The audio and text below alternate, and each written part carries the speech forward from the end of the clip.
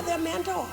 And when we live long enough to see them succeed, then we know that we have done a great thing, because that's what we're here for. Once we get to the kids and we can get Jesus in their heart, then if only we affect one child, that child goes to school in the neighborhood where they might have at least 30 children in the class, and time they spread that good joy, that would be tremendous.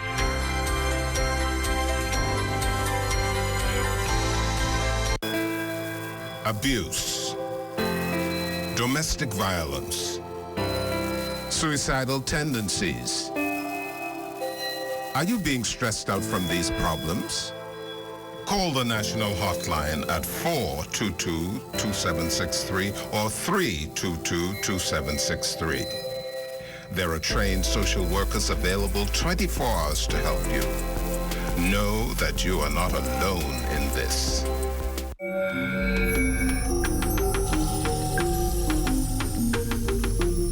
You're watching the ZNS Network, the People's Station.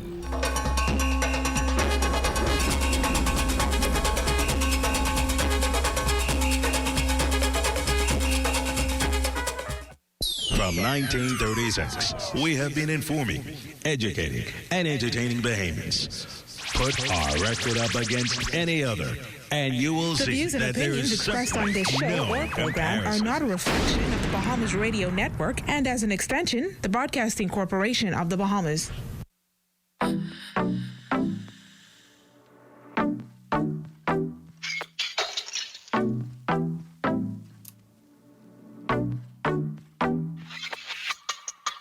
Let's talk about love, health and wellness, transformation, yeah, we got it. Discuss your breakthroughs, national issues. This show will take you there, yeah. Taking it step by step, living your best life yet. Getting stronger and living longer. Let's figure out the questions for ya. I need a little conversation. You need a little conversation. When you need a little inspiration, tune into the conversation. Talk about it on the conversation. When you need a little motivation, life is better on the conversation. Hey everybody, welcome to the conversation. How are you all doing? It's a terrific Tuesday. Do you like that alliteration? It's a terrific Tuesday here in the conversation. I am super excited because, yesterday we had a great show. You guys, if you've been paying attention to the news over the last several weeks or perhaps even the last several months, the marijuana conversation is like all anybody can talk about. The medical community. Dr. Archer, yeah, your thoughts about, because there's this major forum tomorrow evening at the Hilton. Are you going to attend? Your thoughts about this at least the medicinal aspect of marijuana? Yeah, I've kind of talked about this before, and I'm actually going to speak to Dr. Lowe tonight at 7:30. I won't be able to make the forum. Oh, the Medical Association is having something? They no. Yeah, I also do a show, but a medical-based show. Yeah. And so we're going to be talking to him later tonight at 7:30. But this whole thing about marijuana, I'm not for recreational use, but of course, I think that we need to get into medicinal research. And I think that we have a chance to be on the forefront of the research aspect of it. Absolutely. Everybody jumped into using it recreationally and just legalizing it, but nobody actually took the time to study it. And they're still very far behind in the U.S., and we have an opportunity to even jump on it now so that we're ahead of everything. And be a leader in the field of research and marijuana use. And as a plant, it has so many different uses that we can look at and study. And we can just be leading that academically as well as in the research community. So I think we have a golden opportunity to not just think about the recreational part of it, but to say, how do we now create maybe an industry for the Bahamas? And I think you'd be very happy to know, because I so enjoyed the conversation I had yesterday in the show. Not only did we talk about products that cannabis is now in that can aid various issues, pain, that kind of thing. But we also talked about the fact that, and you will hear more about this evening at the meeting, that there is now currently another meeting to get some sort of major research center here Well, yeah, in the Bahamas?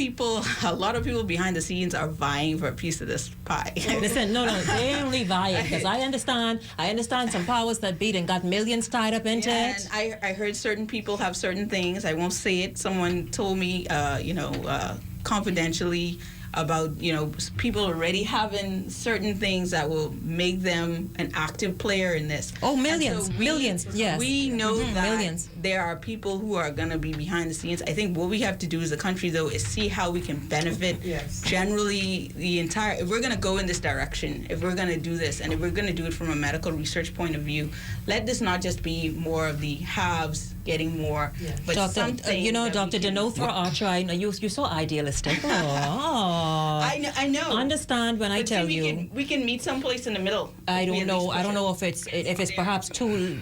No, I wouldn't say that. I'm an optimist always, but just know that there are many people. Well, no, there are a handful, that much right there, that have multi-millions already tied up into this whole sort of marijuana thing, so that when the distribution in terms of medicinal purposes comes out, they win. Exactly, because as you can see, even when they regularized the number boys industry, they still restricted it to a very small few, and the amount of money that you have to put in to get a license, you're basically knocking out every person who has any kind of aspiration.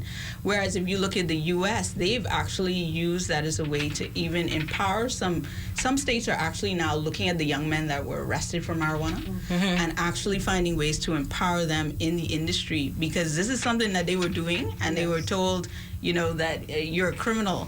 And so they come out, they can't find a job, and they're actually providing license for some of them. I think we need to spread it around a little bit more, and we have to keep it so that the professionals are involved as well, because sometimes we push even our professionals in the country on the side in order to bring other people in.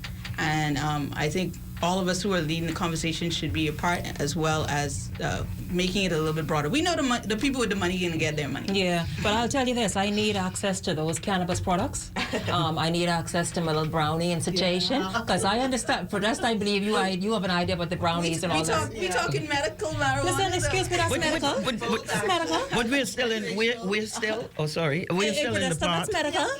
Sure, but we're still in part of the research and documentation, right? I'll tell you, no, but yes, it is, Ali, right? But a lot of ground has been covered. I would imagine. Totally, and Dr. Lowe, that she will meet with this evening, and her colleagues, he's done incredible work in Jamaica and in the United States with Harvard University. In fact, he has already a submission in front of Food and Drug Administration, preparing to submit another one that will be certified and approved by the FDA to go out as medicine to assist in very serious illnesses. So that's really good. I think, and the new kid on the block in regards to research, development, planning, the Josiah Institute, of course, I told you we've been in planning for quite many of years, and we've just been launched. I think that, too, locally, some of the issues, because a lot of this have been done outside of the country, locally, certain things that can be done, we'd like to get involved in that conversation. I mean, I got my views on what medical, whether marijuana as a controlled substance versus recreational. I'll have you around the table, and I think I want to bring some. I wonder what the church, what are their views? And I think I'll have you around the table for that conversation, because I had the medical community here today. I want to hear another point of view, and I want to know what you all think, because I'll tell you this, I understand from well-placed sources, Podesta, that, a number of the powers that be, they well ahead of us. They're using the cannabis products, they enjoying the little treats. You know what I'm saying? And it's all for niceness. I was at a funeral recently, and a particular pastor, I wouldn't call his name just in case he's getting in trouble with his church, indicated that he have no problem with medical marijuana. Mm-hmm. But in regards to even whether the legalization, the regularization of marijuana, I said at a conference at the COB that I don't think we ought to send young men to jail for one joint of marijuana. Mm-hmm. That is totally, unacceptable. What do we do? We're going to destroy the life of young people for one joint of marijuana. I don't support this whole recreation marijuana where people can go ahead and overdose like it has been done in some places when it was legalized. Now, I'll tell you this, with marijuana, that's awesome, and Dr. Archer, you can correct me if I'm wrong. I don't think you can overdose on marijuana. I mean, you can take too much, and it causes other issues, right. but it's hard. It's very hard to overdose on marijuana. From what we've seen, it's very unlikely. It would take an enormous amount. However, long-term use, and especially use in young children, young people, even under the age of 25, can leave lasting effects. So we're talking about marijuana actually creates changes in the brain. So we have to look at all of those things when we talk about even the medical use, like how young are you talking about? And that's where the research comes about, because right now everybody's just kind of like, oh, it's marijuana, let's just use it. But it is a drug, and we have to treat it as a drug. Yeah, as a controlled substance. I do believe that is what we have to look at, and how far we go with that. How far are we going to go with and I don't think we can. Is it a conditional legalization, like all the stuff? Oh, yes, provisional. all of that has to be, because this is in an environment where we've seen the detrimental effect of uncontrolled use of marijuana. So if we're going to bring it into some level of legalization, we have to make sure that all of those things are placed forward. People know what it is. I just want to say that you can use medical marijuana now if you get the proper sanctions. It's not illegal to use as a medication, per se. It just, you have to go through the ropes. I've heard just recently, about a week ago, one of my, colleagues went to a party, and they had the brownies. They had the cakes, the brownies, and so the forth. muffins. Yeah, everything. Wow. And her first experience was sampling. Didn't realize that the marijuana was in it, and she had the effects of it. I mean, she perhaps ate too much, eh? Yeah, she did. She ate a lot. She at first didn't realize that it was in the pastries, the dessert aspects, but she came back to work the next day, and she was like, "Oh my God, I'm feeling, some type of way." So I gotta be careful where I eat pastries nowadays. Feeling very zen. So yeah, you have to be careful when you're going out. But I like the fact with, and I'm not sure if we're going to look into legalizing or just decriminalizing, because a lot of our young men, in particularly, and now a lot of our young women are now being arrested and getting these records. So I'm for it. I'm for the medical aspects. I know the glaucoma. I know a lot of people are losing sight, and I've been told that it helps a lot with blindness and a lot of other health issues. So if there's something that we could do, of course, the money aspect of it is huge. Listen, and in fact, what the potential there is minimum. By many estimates, minimum a $500 million industry, and imagine that to the niche tourism market. So entrepreneurs, we can have, right in your own backyards and create farmers and people. I'm serious. I'm looking forward to ways that we can enhance the wealth of our nation, our Bahamians.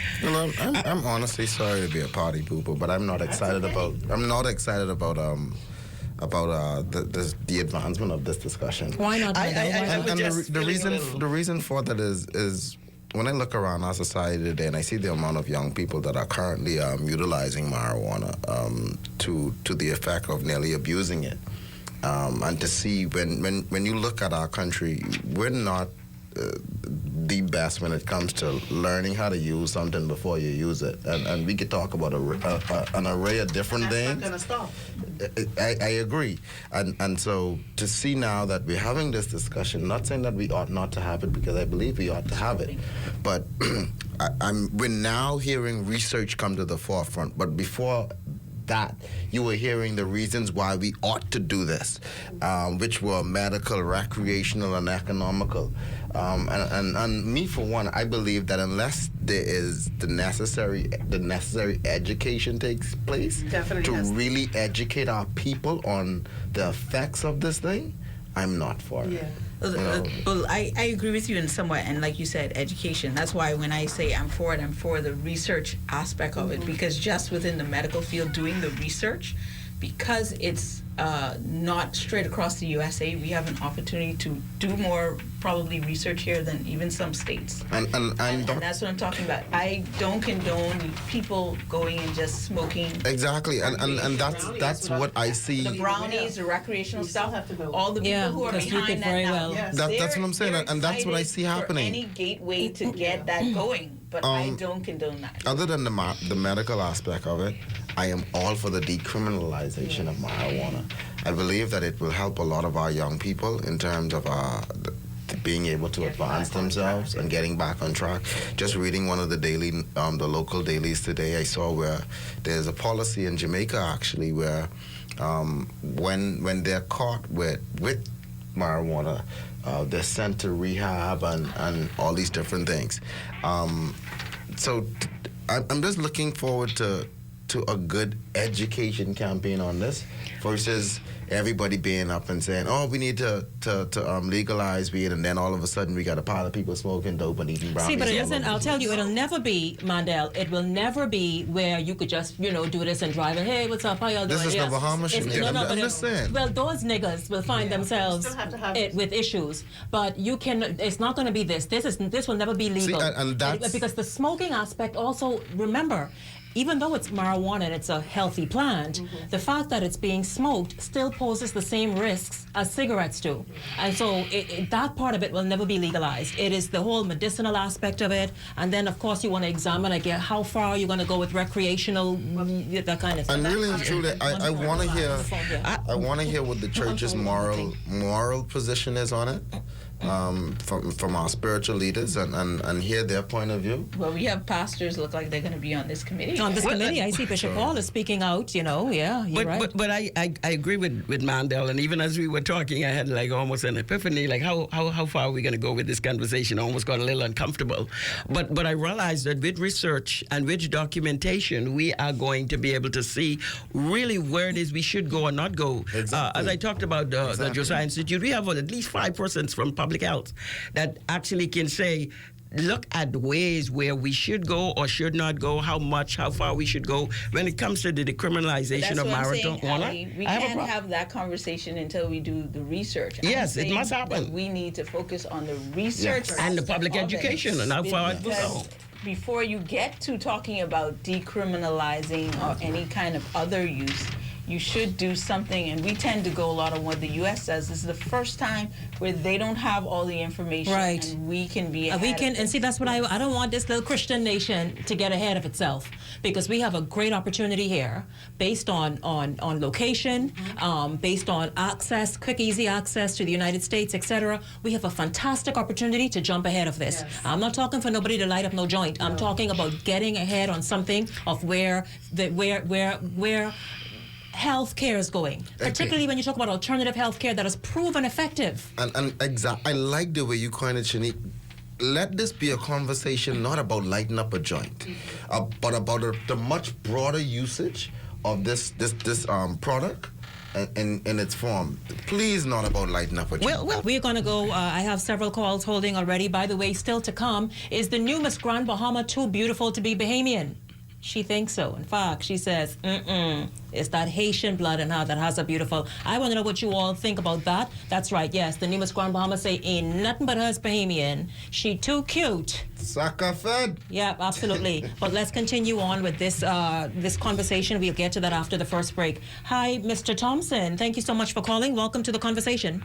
Good afternoon, Ms. Taylor. Good afternoon, your father. Hi, good afternoon. Good afternoon. While I support the legalization and the decriminalization of marijuana, and I'm talking from all aspects, for medicinal and for recreational use, I don't see the danger in not doing this, Ms. Miller. I heard you spoke about the side effects that marijuana causes. Mm-hmm. But before you make those statements, it's called research. There's no empirical evidence to suggest that marijuana, you can Google it. You have your smartphone right there. You Google the side effects of marijuana, then Google the side effects from a cigarette, and see. We get to have educated discussions. Don't just speak on emotionalism. When you look at this, Ms. Miller, let's look at this for what it is. In 1991, the PLP legalized homosexuality, sodomy.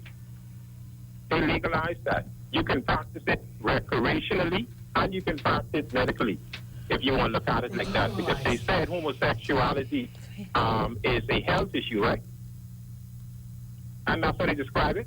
I'm not going to debate that with you. I know it was decriminalized.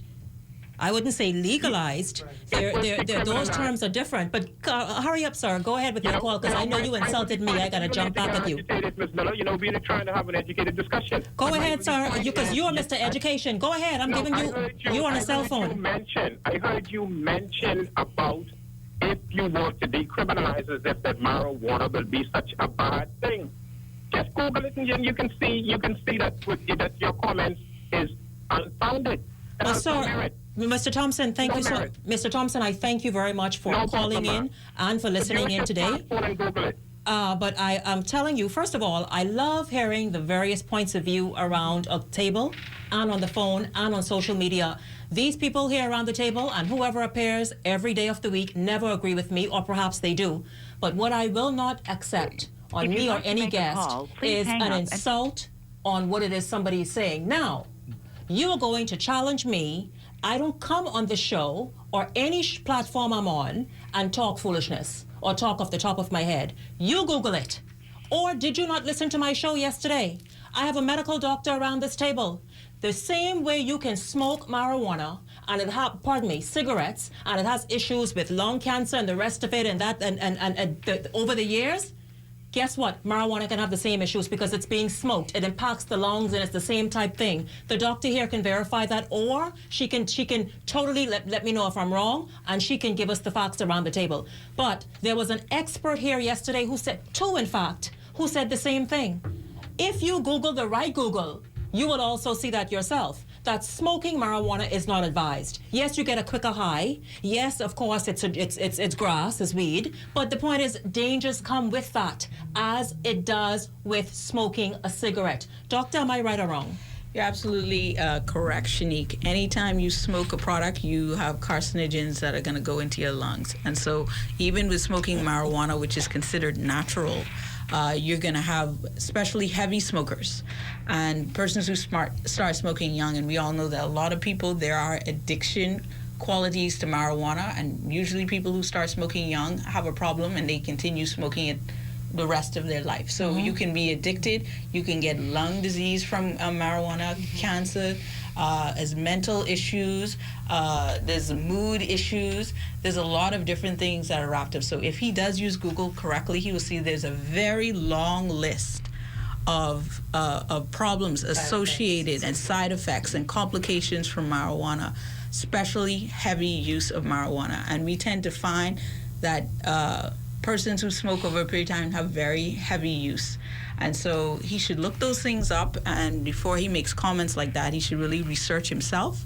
And we are talking about doing the research, and because the research is not complete, we don't even know if there are more issues related, especially to the high levels of THC that are in the marijuana products that we see today. And that's why the educational campaign is so important. So we're not talking about, like Shanique said, we're not talking about encouraging people or being excited about people lighting up. We're excited about doing the research and making sure that, for me, the decriminalization for those individuals who do decide to light up, that there are consequences, there are things put in place to minimize that, or even protect them from at least, getting a criminal record. So I think we're on the same page, but we're not here celebrating anybody lighting up the marijuana. Exactly, and that's. I heard you talk about the decriminalizing of it again, Miss. I had a young man that came to me some months ago and said to me, he's now in his 40s, but at the age of 18, he was caught with a joint. He was told to, that's only a joint, plead guilty, and that was that.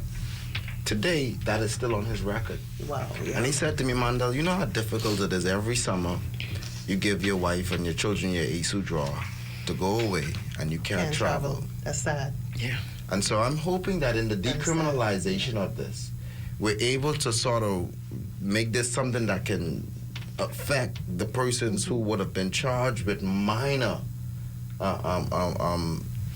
infractions in terms of this marijuana product, and that we're able to assist persons like that in moving forward with their lives. Yeah, that's. And so it's. I'm just hoping that we have a holistic approach to this thing, and to hear that, there's so many people out there, a handful of people that already got millions in the ground looking for a harvest from it, it already taking me down the wrong path, leading me to believe that this is just another thing where it's going to be about special interest and the money, and the detriment is going to be on the general public.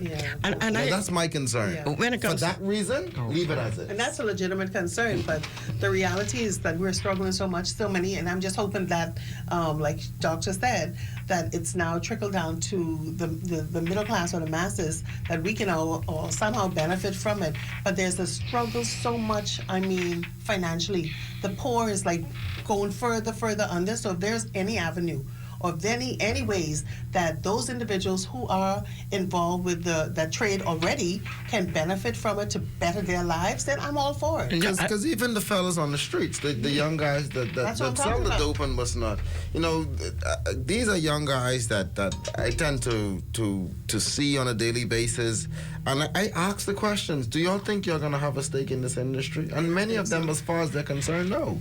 But it's a very deep concern as we talk about decriminalization of marijuana, because it's very complicated, and I think that's why a lot of research has to go into it, because when you're talking about having a joint for your or two joints for your personal use versus having marijuana with intent to supply, and so that becomes a different concern when you're talking about decriminalization. What about persons who are trafficking? What about some of the criminal activity that comes from person trafficking? So all of those has to be taken into consideration, because I don't agree that you should send a young man to jail for a joint or two joints of marijuana. As the doctor put it yesterday, one of the doctors who was here say, for a seed, in a dash, a car, in his car dash thing, whatever, should he be sent and be in Foxville and now? should he destroy his life, somebody going back to college, just using a joint, and now you've destroyed their ability to travel, destroyed their ability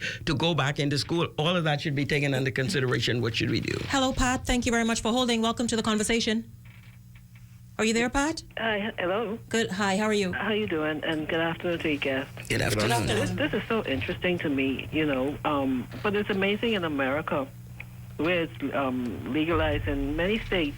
Some areas, some states, you can still be arrested for possession. And over here, I think we need so much education on this. Yes. Because persons, for some reason, persons somewhat, they try to glamorize it. But persons who have experienced having loved ones become addicted, because it is addictive. They smoke, and especially with the doctors talking about starting at a very early age. Mm-hmm. It affects the brain or something. Like I said, we need so much more information on this. The doctors yesterday were very interesting. Mm-hmm. And some of those ailments that he was riddling off, we even had the elderly going as far as with the interest. Yes. Right, and it's good that you're expanding this discussion, Shanique, and I commend you for this. Thank you. But we need so much more, because to me, as far as the benefactors, mm-hmm. the pharmaceutical companies are going to win. The doctors are going to win out of the gate. Yes. Mm-hmm. They're, like you said earlier, there are certain interests, like in everything else, are going to be the ones now. And we have to, and I hope that, and I know during the discussion, the young men and the persons out there who are so excited, and they're actually pushing for this thing to be legalized. Decriminalized. And I think across the board, they want the recreational and everything else. I don't want them to believe for 1 minute or for 1 second that once whatever happens, that they're going to be able to build one stand. On the side of the road. You can't go there. Call up. If I may. Like they sell a canal. Yes, of course. Yes, you can imagine. Ms. Pat, yeah. If I may, I truly, truly, truly believe that should something be done to say, well, it's medically legal or this, that, and the next, there are going to be scores of Bahamians of the opinion that that means now that I could smoke dope any and everywhere. Well, you have, no, come on now. You know, just like the Bible says, the poor will always be with us. Okay, that set will always be there. Boy, that's a big number, set, boy. Who gonna figure they gonna be like, and they gonna light up. They were looking for the benefits. Exactly. But there are people who are pushing for that, right? At this One point. suggestion, sorry, Shanique? Yes. One suggestion. Hello? Yes. Mr. What's his name? The gentleman at Bosch? Was it Bosch? Terry Miller. Terry Miller, yes. He's very good on this because I remember my son and I had a discussion very years ago, and he was with this marijuana, and I was trying to say, I said they can line this, they can put these different things in this that affects your brain, that affects you. Because persons I know have been smoking that stuff, they put some stuff in that, and they're walking zombies now. So there's so much things. Yeah, you have to be careful. You have to be careful. And before I go to brownie, the lady spoke about the brownie and the effect that the lady had the next day or whatever. I know of an instance where there was a young girl attending a party.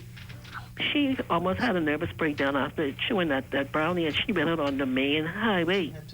They had to, the police had to actually get her to save her because she, it affected her brain. And my question before I go to the doctor is, what long term would something like that, a person like experiencing it, like say, if you go away to those places that you just go and buy or whatever, right? If you take it, like eat a cookie or get a whatever, or however, if you apply for a job, that's another factor. And it shows up in a blood test, It shows up in a blood test. How is this going to impact as far as with future employers, with persons with this marijuana effect? I'll hang up on this. Thank goodness. I asked the doctor that yesterday. Pat, thank you. Pat, thank you so much for calling. Dr. Archer will respond. By the way, it is not a marijuana discussion today, but we will go there as long as we need to.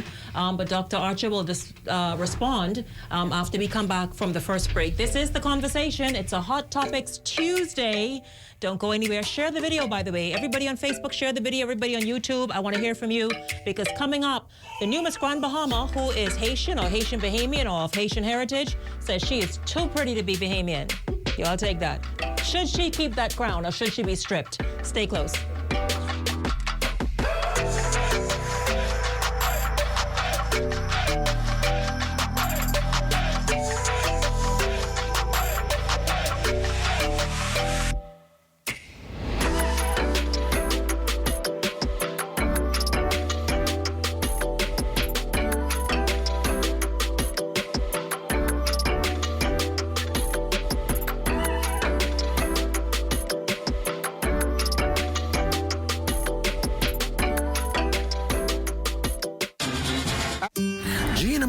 On Robinson Road has all your air conditioning needs this summer, like the Comfort Star 9,000 and 12,000 BTU 13 SEER for just $3.99. Or how about the Comfort Star 18,000 BTU just $5.99? Or how about the Comfort Star 24,000 or 36,000 at the lowest prices possible? We also carry a large selection of air conditioning parts such as fans, compressors, filters, capacitors, or any part you may need. So, call today at 328-2083. We're located on Robinson Road. At Mydens Wholesale, the concept is simple. The more you buy, the more you save. Yes, the more you buy, the more you save. This means that at Mydens Wholesale, when you buy in the same group 3 products, you get 15% off, 6 products, 20% off, and 12 products or more, 33% off. Mydens provides you with the largest selection of pantyhose, socks, t-shirts, school supplies, underwear, and much, much more. You can also sign up to be a reseller of BTC and Digicel top-up and to save 33% on your purchase at Mydens Wholesale. We also ship to the Family Islands, and that's not all, because when you shop at Mydens, you can pay your utility bills, send MoneyGram, RIA transfer, and purchase tickets from Sky Bahamas and Western Air. So visit Mydens Wholesale today at any of 3 locations, East Street South, Robinson Road, or Lower Bogey, Luthra. Call 325-4434 or 676-4435. Summer is here, and it's the time of year we love getting together with family and friends. And nothing shows your love more than one of KFC's new buckets. KFC's Bucket Love is all about our freshly prepared chicken, delicious sides, and hot buttery biscuits, starting at just $20. KFC, it's finger looking good. This week, Arts and Entertainment Showcase is back with another exciting series. Come and take a journey with us. Make new discoveries, meet new friends, get your groove on, and find your inspiration. Watch Arts and Entertainment Showcase Thursday at 8 p.m., Saturday at 7:30 p.m., and Tuesdays at 10 a.m. on the ZNS Network.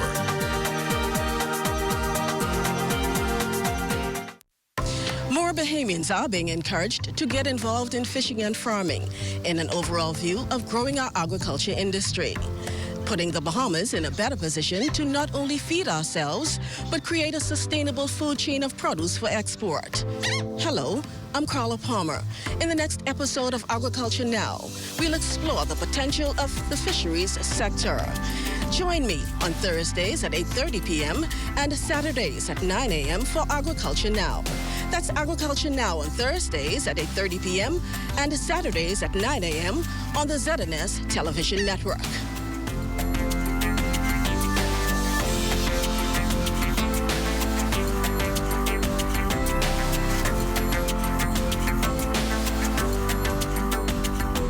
I do have children, I do, and a wife, and it's kind of cool. You know, I see them like every day. You know, because they got to come downstairs. So the best part about being married is single people. Single people always got to let you know how single they is. They can't just be single. Single people got to stop everything. Let me tell you something. I am single. I come and go as I please. I got to call nobody. I got to check in. This is my house, my car. I am single. Out of nowhere, right? You get them father-son moments. It's all powerful. You feel like, my son looks, he's only 4. Looked at me, he said, "Dad, I want to be a doctor." Yes. Yes. Yes. Right? Then he said, or a dinosaur. Coming to you from Hollywood, almost live. It's Comics Unleashed. Hot chocolate with your host, Byron Allen.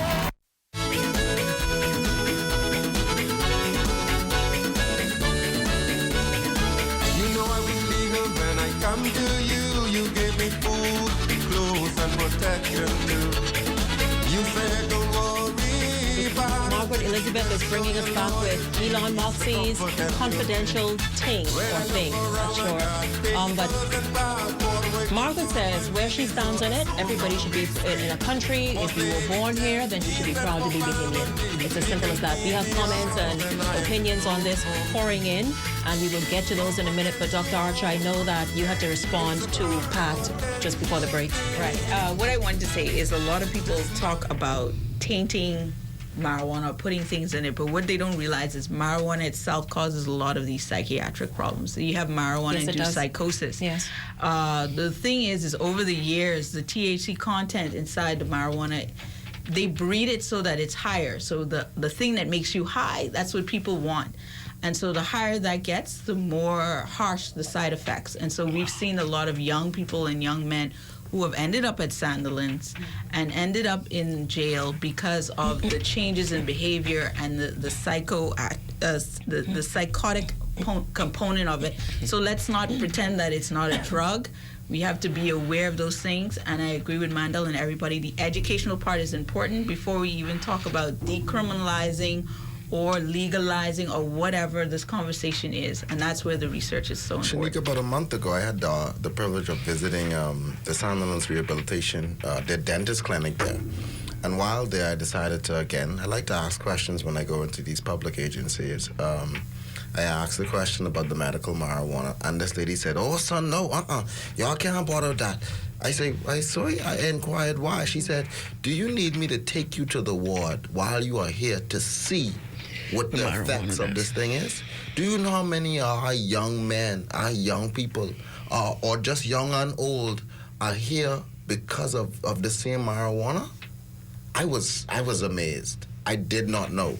But she said there are countless amounts of poisons. And it wasn't until Dr. Archer mentioned it just now about the marijuana-induced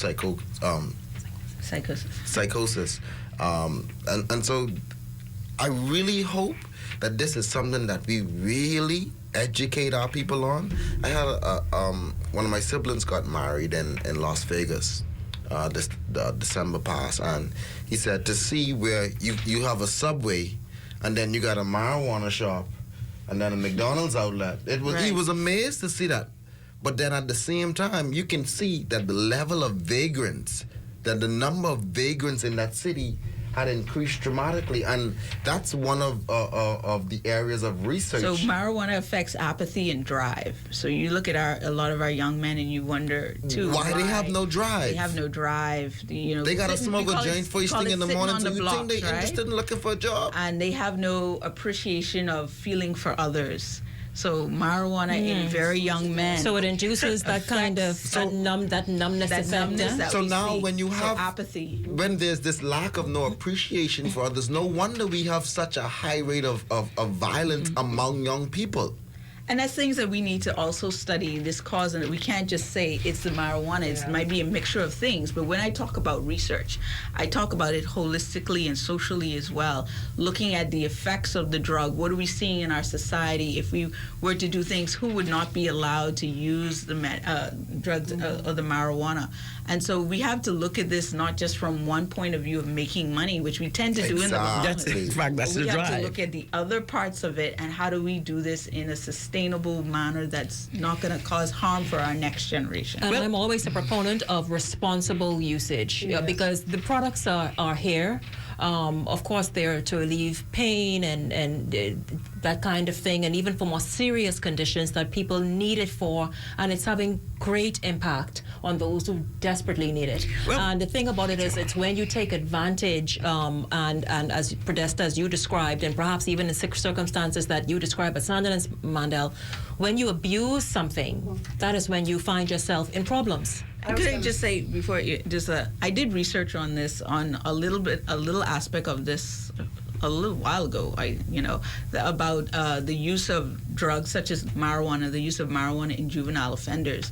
And what I found is there was an increased proportion of the juvenile offenders were more likely marijuana users than the average community of children, which was about less than 5%. When you got up to the juvenile offenders, those numbers increased. So we can see that from early on, these young men are going to end up in different circumstances, in jail and other places, just from recreational use. Ali, real quick, Podesta, you wanted to jump in? Just real quick, even with the employment, alcohol is legal, right? But say, for instance, an employee, I had a young lady who used to come to work, and I would see that she's been high on.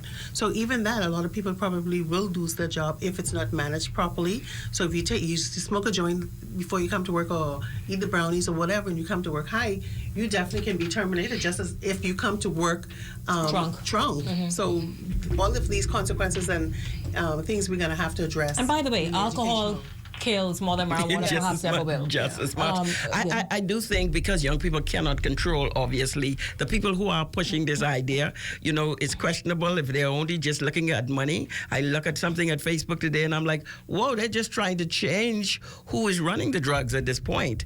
But I don't think that marijuana should just be decriminalized. We look at not the benefits, the deficits of giving marijuana to children who can't control it. If big grown men want to smoke marijuana, they can go do that at their own risk. We don't have to decriminalize marijuana, except in the fact that you don't want to destroy children's lives just because they smoke a joint. You do it at your own risk, but we should not, as a society, bring that forward and say, okay, let's just go ahead and do whatever it is everybody wants to do. And even with alcohol being, you can't serve that to children, so there's still restrictions. And I imagine that there will be even in this instance. Right. Now, unless it's for medical use, that a doctor has prescribed and controlling and obviously overseeing, I imagine that it's going to be just as strict here. Yes, Mr. Knowles, thank you very much for holding. Welcome to the conversation.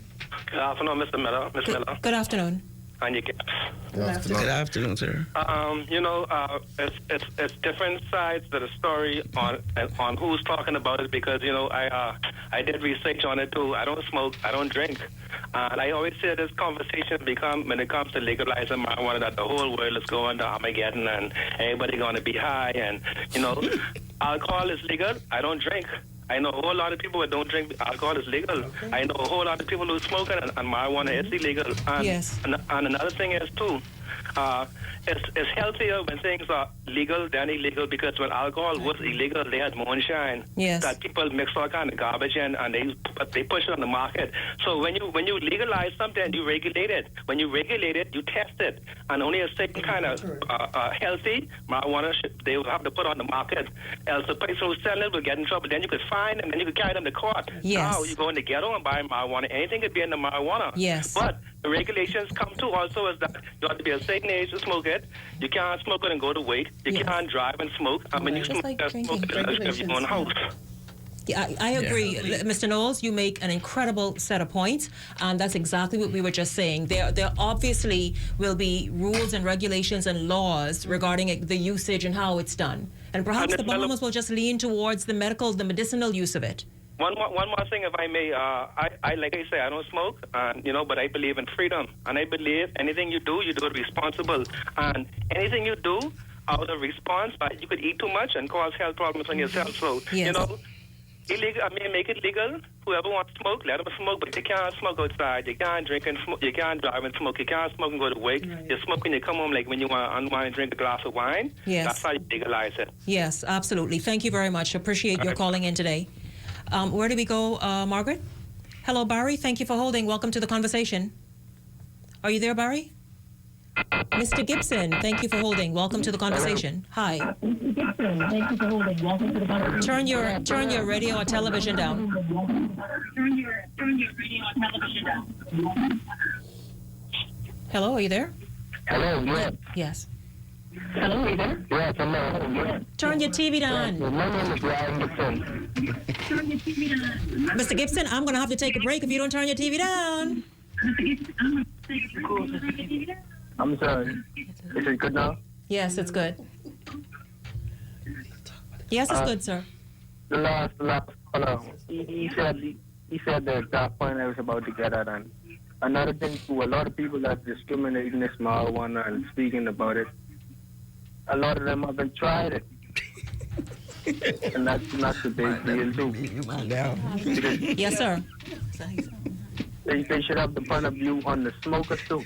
Right. So you were saying, but I'll tell you this, Mr. Gibson, that is why those who perhaps have used it or use it recreationally or for whatever reason should also weigh in on this discussion and put their 2 cents forward. Yeah. You know, sir? Yeah. Right. So I really believe, persons who are proponents of this, whether it's decriminalization or the medicinal aspect of it or whatever, should attend forums like tomorrow evenings, listen out to what else the Ministry of Health is doing at the Bahamas Medical Association, and go there and have your say. Because you're right, the voices that oppose will be very strong. Yeah, that makes sense. Yes, sir. Yeah. Okay, sir? Sir, I thank you very much for calling into the show today. We welcome every bit of opinion around the table. Stay exactly where you are. When we come back, we're going to shift gears and look at the Miss Grand Bahama title. I'm telling you, the opinions are flying in and people say, hell no.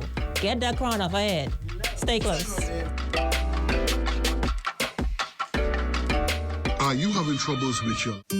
G&M Appliances on Robinson Road has all your air conditioning needs this summer, like the Comfort Star 9,000 and 12,000 BTU 13 SEER for just $3.99. Or how about the Comfort Star 18,000 BTU just $5.99? Or how about the Comfort Star 24,000 or 36,000 at the lowest prices possible? We also carry a wide selection of air conditioning parts such as fans, compressors, filters, capacitors, or any part you may need. So, call today at 328-2083. We're located on Robinson Road.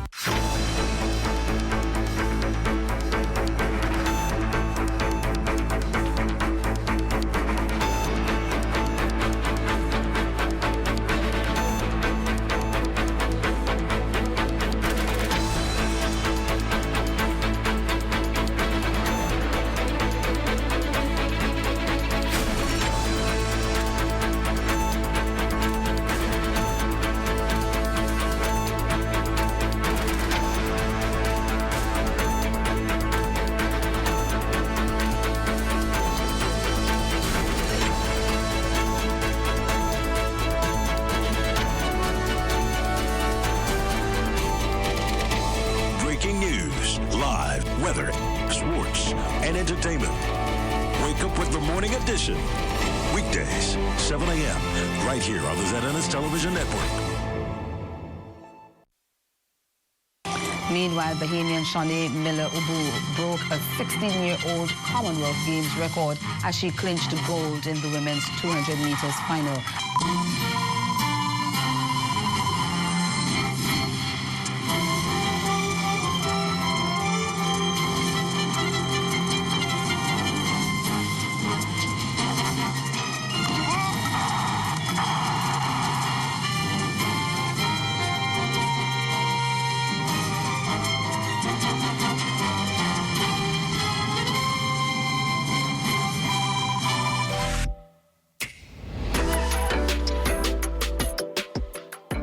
Welcome back to the conversation, guys. Of course, for the first 50 minutes or so, we were talking about the marijuana debate, and I imagine this is going to continue because this evening, the Medical Association has its meeting.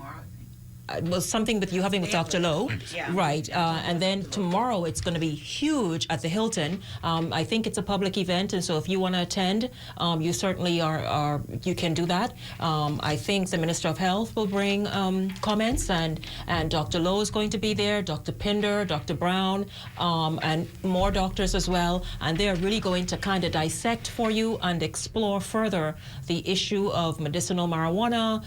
Like we had a caller talk about, those who don't know shouldn't have shouldn't talk for the rest. Whatever, however you feel, wherever you are on this matter, it's in your best interest to go and just hear what's being proposed, what's being considered, and go and so you can weigh in. However, though, the question on we may come to it after 5 because I think we're quite nearing 5. The question on the table, really, the question of the day: should the newly crowned Miss Grand Bahama, who says, "Hold up, y'all, I am too beautiful to be Bahamian. This crowning had nothing to do with the Bahamas and y'all. This was all the fact that I'm a Haitian woman and I'm a Haitian chick and I am beautiful because of that." Should she be allowed? I'll go around the table first and I'll go to social media and I'll get to some of your comments after the news. Should she be allowed to hold on to this crown, Ali? I don't think that it should be her choice. I think the committee ought to remove her and put the next person up to be Miss Grand Bahama, because if she is representing a Bahamian crown, she should be all Bahamian. Flip, yeah, Miss Bahamas after all. I mean, really, Miss Bahamas, Grand Bahama. She ought to be, the crown ought to be taken from her, not that she has a choice in it. Her sentiments were not conducive to what she represents, so it should be taken from her. Mondo? I think we should send Miss Bahamas for our crown. Send she somebody else. Send Miss Bahamas. Send Miss Bahamas. That should be one of the jobs of Miss Bahamas right now, to go collect the crown from the woman who says she ain't Bahamian. That's straightforward. Put it in the hands of a Bahamian. Denofra Archer. Definitely take that crown from her. She's telling us that she doesn't deserve it. She's not Bahamian. And how can you represent the Bahamas? First of all, you tried to diss the Bahamas, right? You didn't just say that you are Haitian or of Haitian heritage. You tried to diss the Bahamas. Totally. And you turn around and say you're Haitian. So the crown does not belong to her. She's disqualified. I share the same sentiments, and honestly, she should not even be allowed to enter Miss Bahamas to represent, because if she was to enter Miss Bahamas and win, of course she'll be representing the Bahamas. I mean, as a matter, she is declaring that she's not a Bahamian, so definitely the crown should be taken away. I mean, as a matter of fact, you know how we go as a people. Don't care how much she apologized. The fact that she didn't say that, as far as we concerned, she ain't Bahamian no more. And can't be. A Freudian slip is just a window to the heart, mind, and soul. So because I want to say, you all seem a little heartless, because many people on social media, for example, let me just go see. Where's Latoya's comment? Latoya says she apologized for her mistake, so I think she should get to keep it. No. Quite forgiving, aren't you, Latoya? Dangerous precedent. Dangerous precedents, Yes. Dr. Archer says. So Joanne Gibbs says, no, she should not keep the crown, and disrespecting the Bahamas? Hell no. So Catalina says, no, she should be forced to give it up. Latoya Pinder, even though she has apologized, the damage has already been done. Exactly. I'm sure the Miss Bahamas organization has had past queens of foreign descent But to be so blatantly disrespectful to that organization and the people of this country on which she will represent on the world stage is a total slap in the face. Here is Stefanado. He says, no, oh no. She expressed where her heart is and loyalty lay. She should be stripped, and let's give it to a real, true Bahamian who's proud of her country to represent us, and let the Haitian Bahamian, or whatever she is, go represent Haiti. Jaretta says, the Miss Bahamas Grand Bahama organization has got to stand for something and respond accordingly in this matter. The fact that the current title holder and face of the organization can so effortlessly make such a divisive statement on an international social media site is negligent and leaves much to be desired. The statement may have been made in haste and ignorance, but it is etched in black and white for all the world to see. It has already become a part of the internet's history, and though she may have detracted her words, the damage has already been done. If the young lady does happen to be of a bicultural background, she missed a unique opportunity to bring persons together. Her platform should be geared towards encouraging unity in a time when the issues of the day already bring about much division. However, one cannot embrace a title that inherently contains Bahamian, while at the same time denouncing and displaying a blatant irreverence for all it stands for. For this reason, this young lady has openly displayed that she is unfit to wear the crown representing Grand Bahama. She didn't give up a passport. But she maybe read an apology. What is the apology say, It ain't Podesta? much of an apology. This apology, this isn't much of it. It says, practically not in English. Raquel Munnings, and to all of the Facebook peoples, I am so sorry for my errors. Disappointed caption. Hey, it's not my fault I said that anyway, right, Raquel? I am a Bahamian, yes. I really did mean to say what I listen, said. you could, hold on, babe. What you could do, I need you to interpret that first. When we come, can you get that together? You can't even interpret it. Miss, the answer is no. the right apology. That's the official one. No, in fact, the Grand Bahama organization needs to call into the conversation. I see you, Margaret. Call us after 5. Call us. Let's see what you're doing. Say exactly where you are. We're going to get this. Joanne Gibbs says, that's the 3rd crown given this year for Miss Grandma. No, Miss Grandma, I want to know who y'all crowning. What y'all doing? Stay exactly where you are. The conversation comes to up right after this.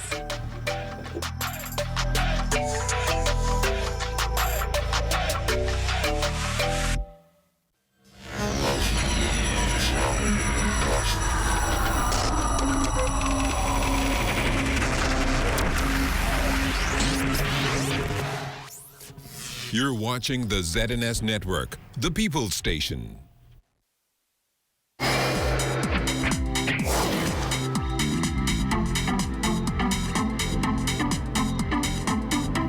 This is the ZNS News Update. Good afternoon, Bahamas. I'm Kelsey Johnson. Here's what's making news at this hour.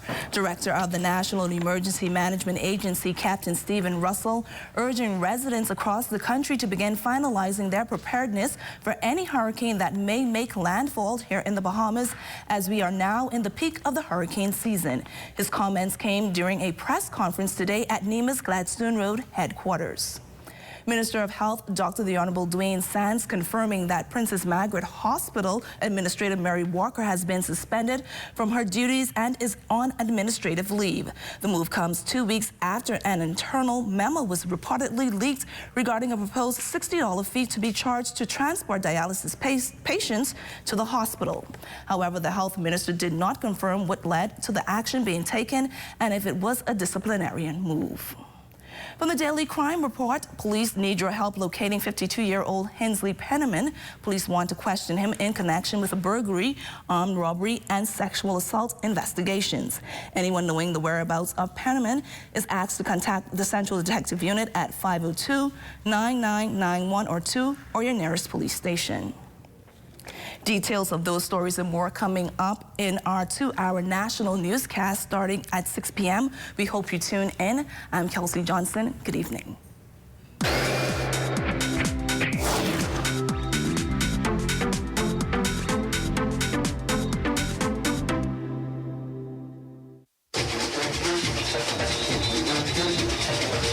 For the latest news and highlights insights in Bahamian culture. Tune in to the new Junkanoo 242, Saturdays, 10 a.m. to 11:30 a.m. on the ZNS Radio and Television Network. Radio Bahamas 1540 a.m. on 104.5 FM and TV 13. Each week, hosts Arlene Nash Ferguson, Eric Hall, and Darren Bastian engages listeners with some of the movers and shakers of Junkanoo and Bahamian culture. Don't miss Junkanoo 242, Saturday at 10 a.m. to 11:30 a.m. on the ZNS Radio and Television Network.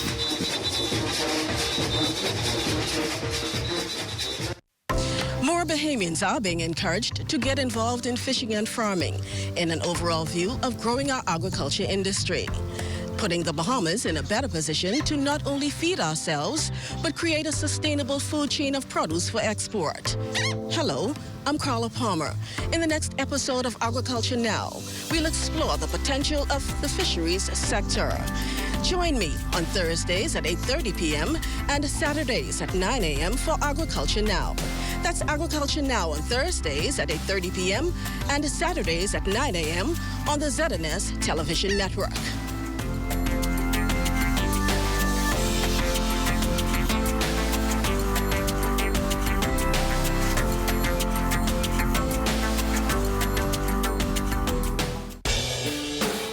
Now you can watch the ZNS network of channels absolutely free. That's right, ZNS is now broadcasting 3 separate channels, free to air on Channel 13. One channel has the regular ZNS TV HD programming. One is the Parliamentary channel, and one is the 24/7 television community page.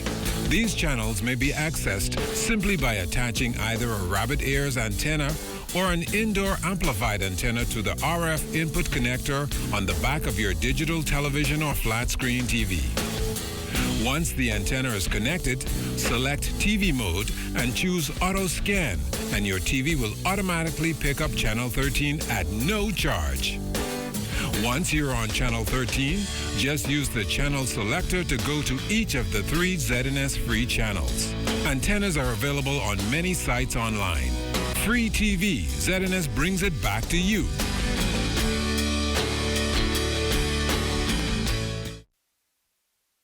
We are their mentor.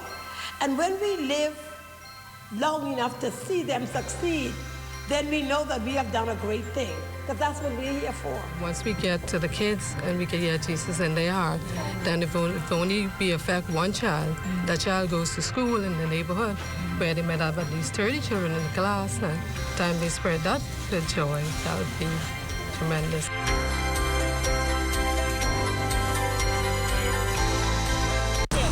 As a young man at the University of the Bahamas, I have dreams, goals, and ambitions just like everyone else.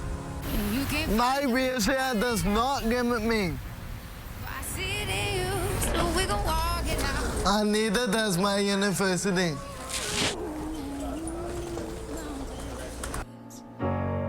We gon' walk it out and move mountains. And I'll rise up, I'll rise like the day. I'll rise up, I'll rise unafraid. I'll rise up, and I'll do it 1,000 times again. And I'll rise up, I'll like the waves. I'll rise up, in spite of the ache. I'll rise up. Brought to you by UBTV and the Broadcasting Corporation of the Bahamas.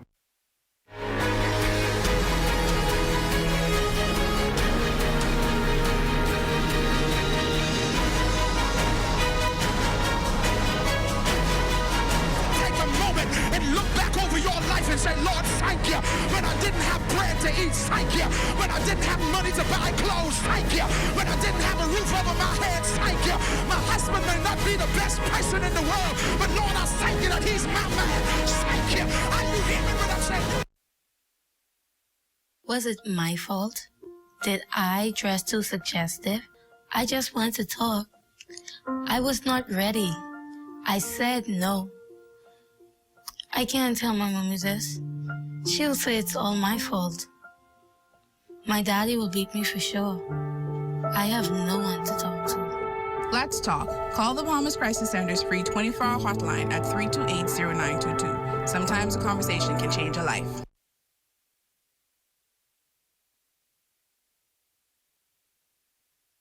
You can count on me. Just call me and I'll come running. No matter the I got into comedy from the day I was born, and I look up and I saw who my parents was. I know my life is gonna be interesting. The Bahamian people inspire me, like 100%. I think the keys of the success to the band Visage has been the ability to stay relevant for the many years that the band has been around. Technology, it keeps me connected. What technology have done for me is priceless. I don't know how I would be able to survive without it. If I would describe BTC into one word, I would say innovative. Family all around. Communications lifeblood of the Bahamas. every day.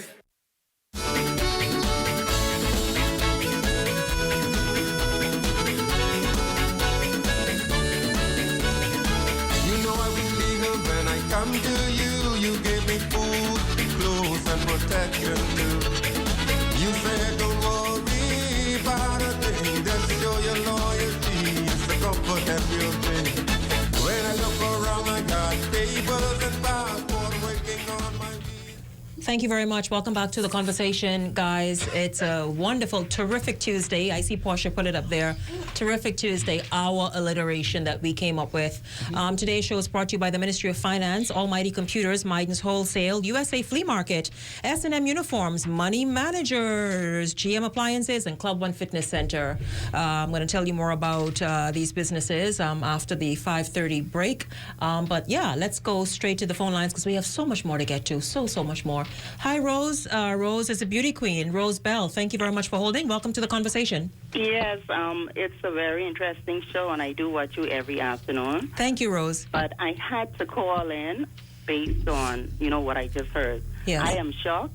I am appalled that this young lady, okay, even although her, background is Haitian. Now, I don't know what the qualifications were, how that happened. But I look at that as a slap in the face to the Bahamian public. So, Rose, why do you suppose we have not heard from the are you a former beauty queen or a present beauty queen? No, darling. But of course we all are. Yes, we are. Yes. So, Rose, why do you suppose the Miss Bahamas Grand Bahama organization has not responded to this as yet? Because I have a feeling they knew, like I said, if they didn't check her background out, and now that it is in the view of the public, I believe they are embarrassed right now because, everything is being done to try to set up Grand Bahama again. And for this to be underneath their belt, this is like another stone, thrown at them. And I think we deserve more than an apology, and I feel as though she should be stripped immediately, not immediately. Immediately. Like from yesterday? Yes. She should not have that crown. Rose, thank you very much. I thank you for calling in and weighing in today. Okay. Thank you. Miss Gibson, thank you very much. We have Miss Gibson calling in from Grand Bahama. Welcome to the conversation. Hi, Shanique. Hi. How are you? Hi, good, thank you. What is the name of Miss Grand Bahama? What is her name? Something Gibson. Her last name is Gibson? Yeah. Her last name is Gibson? The last name is Gibson, and the first name is a little difficult to pronounce. Oh, okay. Well, as far as I'm concerned, she should be stripped of the title. I'll go a little bit further. They should send her back to Haiti. I think, you know what, Miss Gibson? I firmly believe this. If her last name is Gibson, this chick don't know what Haiti. She don't know where Haiti is on the map. No, she can't tell you. Shanaik, I don't know. I don't know if you guys realize it. They changed their names. But a lot of the Haitian people changed their name. That's true. We just said the same thing just now, Miss Gibson. The very same thing. Okay? And to me, if you are not proud of the Bahamian heritage, why are you applying for anything to do with Bahamians, but with the Bahamas? You're not interested. Yes. But a lot of expatriates, not just Haitians, but mostly Haitians, because it's more of them here than any other country. Yes. And they only use us. They use the Bahamas. Okay, and it is wrong. And some of the statements that I hear coming from supposedly Haitian Bahamians, they're wrong because they expect to get away with what Bahamians do not get away with. You heard the young man a couple of days ago about the shanty town.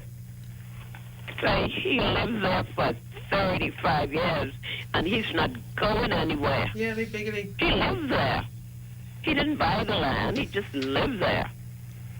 Yeah. You know, to me, this is wrong. Yes, ma'am. Okay? Yes. And I think we're going to have to sit down and come to some kind of decision exactly what is going to happen. Because in no other country in the world can this happen. I totally agree because you know the world is a melting pot and there is no indigenous anybody anywhere. I mean, well, in many instances, but you don't hear a queen somewhere else in any other country absolutely disowning the country where she lives or was crowned and disrespecting it in that way. How does she enter? And I'm sure you have to fill out, there should be a very strict process of application that before you are approved. But then, you know, nowadays these pageants is just one numbers, man. But you know, after I tuned into the show and I tried to get somebody who I thought would have known something about the Miss Grand Bahama. I'm waiting for them to call in. Why don't you, since you in Grand Bahama, Miss Gibson, why don't you call them for me and tell them call the show? I'm the only person that I know. I didn't get her. I want, listen to me, paging the Miss Grand Bahama, Miss Bahamas organization, calling y'all. Calling y'all. Please call into the conversation today. Okay, I'm going to see if I could find somebody. Yes. Miss Gibson, thank you so much for calling in today. Okay, good. Yes, ma'am. We have anybody, Margaret Elizabeth Mandel, quickly, because I know you speak very long. Quick. No, Shanique, what the challenge I had with this initially, right, was I heard about it, but I hadn't seen it. But I want to encourage people to actually go and see this thing for yourself on Instagram, to see this young lady post an image of herself and then hashtag it, no, I'm not Bahamian, I'm too gorgeous for that. Hats up, hello to my Zoes, Haitian flag. Like, to see this thing in living color is different than hearing Lord, it. don't incite these people, Mandel, because that's vexing. No, that's vexing. We need to see instances like this in our culture and address it at its core, because it's high time that we have these individuals who get involved just for the title's sake, but authentically they're not us. I'm not interested. So how are they representing us? And that is the issue, the thread that everyone should realize here. The cultural landscape is changing because we have people who have a Bahamian passport but don't identify motives in the wrong place. Bahamian. They want the benefits of a Bahamian passport. They want the benefits of being in the country, but they are not loyal to the country. They're not interested in where the country is going. And that's why I think we are stagnant as a country, because we have been so loose in giving out citizenship that people realize now that they don't have to be loyal. They don't have to be Bahamian. They just have to be granted a passport. Well, that should yuck up and every all woman the things that are vaccination happening as they right will. now, we should see how important it is for us to define what we want to be as a country and what we are producing when we allow slackness and looseness. Only certain countries have strict regulations like that. Like in Europe, you just can't go and tell me you could marry a European, and it ain't. But I mean, if you maybe on a certain economic level. But you know, you have to take a class in America to be American. Yes, you have to be. You have to know American history to America be American. still lost slack because there's so many people that go and give birth and they days American. No, but you their rules are different. You can sing the Star Spangled Banner, though. But Yes, for sir. them to You can know that. See, those people are born American, but for them to give you American citizenship, it's not easy. It is not easy, and people go through years and years of trying to get a passport, an American passport. It's not as easy as it's. No, you're right. You're right. It's totally. Listen, let's go. Oh, dang, the lines are totally full. Where do we go now? Joseph, thank you very much. Joseph is calling from Grand Bahama. Hi, Joseph. Thank you very much for holding. Welcome to the conversation. A wonderful show as usual. Thank you, Joseph. Listener. But this is, I am very disturbed, very concerned that that this so-called beauty queen would defile she has actually defiled the nation. Yes. And I see what it is. She does not want to be in the Bahamas. She does not represent the She Bahamas. certainly doesn't value the crown. As far as I'm concerned. And she should be stripped immediately. Yes. You know, because could you, I am a Grand Bahamian, and could you imagine what if she had won the crown for Miss Bahamas? Yeah, that would have been hugely embarrassing. Nobody's going for that. Can you imagine her being on an international stage and possibly pull out a Haitian flag? Hey, Joseph? Yeah. What Dr. Archer said, and so I'll paint the picture even better for you. She said, can you imagine her being on an international stage representing the Bahamas, but then something cross her the wrong way on a particular day and say, listen, I know Bahamian. I know flipping Bahamian. I mean, understand, I got on the crown and everything, but, I was Asian. Like it's just hugely embarrassing. Yes. It is. And as far as I'm concerned, she should never even get there to the point where she takes part in Miss Bahamas. So I suggest, and I agree with many others, she should be stripped immediately. Yes, sir. Thank you so much, sir. Thank you for weighing in today. You're welcome. Thank you. Where do we go, please, Margaret? Hi, Mr. Bullard. Thank you for holding. Welcome to the conversation. Yes, ma'am. It's so wonderful to be on this conversation. Thank you, sir. I see this kind of thing happening. One of the problems that we have in our country is that our country been sold out to these Haitian people years ago. We've been sold out. Now, we are now reaping that which we are sold out this country for. And when I say we, the politicians are sold out this country. Now, we are reaping what we sold it out for. That young lady is the result of the politicians selling out this country. What do you mean, sir? You're talking about the free gifts every 5 years? The free gift every 5 years. Oh, so okay, sir. The free gift every 5 years, and even before that it was implemented, they was registering these people to get votes from that time, and it shouldn't have been. People should not be able to be a part of this country that easy as we are having it in this country. You go to the airport every other day, you meet someone coming out with a chain on their hand or their feet because they've been living in the United States and they get sent home. What happened to our country? We got to look out for our children's children. Yes. Other than that, we finish as Bahamians. Sir. Yes, sir. Thank you, sir. Have a good day, ma'am. And you have a great day as well. Okay. Hello to you, Miss Gao. Welcome. She's an administrator of a pageant. Hi, Miss Gao. Thank you very much. Are you with the Miss Grand Bahama Pageant Organization? Hi, Sheikh. Hello. How are you? Gao. Hi, Miss Gao. I'm the official host and the advisor to the Miss Grandmama Pageant. Oh, right. Amazing! I'm happy that you called in today. I know you must have been quite disappointed with the post. I have been disappointed with all the posts today. I have tried my best to try and neutralize the situation. First of all, I understand the tension in our country of our biases towards the Haitian and all foreign community. However,